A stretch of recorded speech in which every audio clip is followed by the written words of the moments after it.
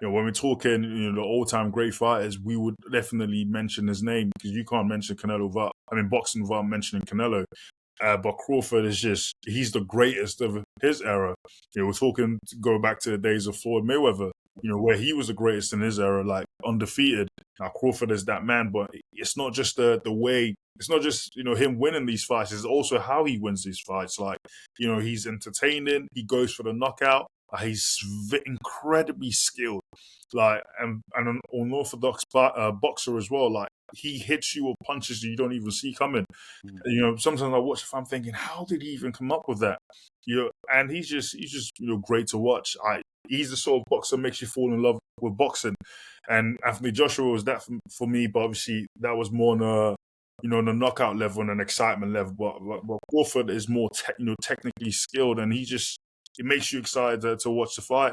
And I think it's probably a great time for both fighters to probably even call it a day. Like, you got paid significantly probably your highest payday, for both fighters anyway, which is a lot, and you've achieved a lot in the sport. Like, what else is there to achieve? Similar to Usyk, who's obviously won it all, cleaned up 2 divisions in the cruiserweight and the heavyweight division. I think these fighters, like, these are sort of fights, we used to pray for in boxing. We never used to get these fights.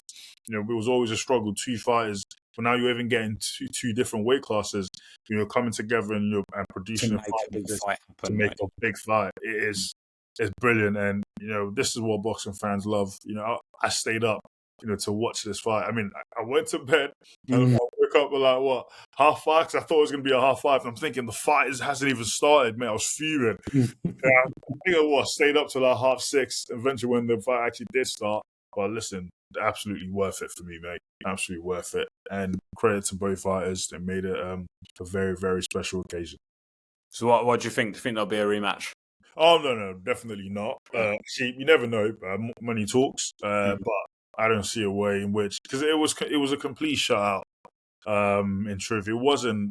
There's no kind of controversy around No. Interesting. I saw the scorecards, and then I saw that Crawford actually won the last 2 rounds. So on 2 judges' scorecards, Crawford and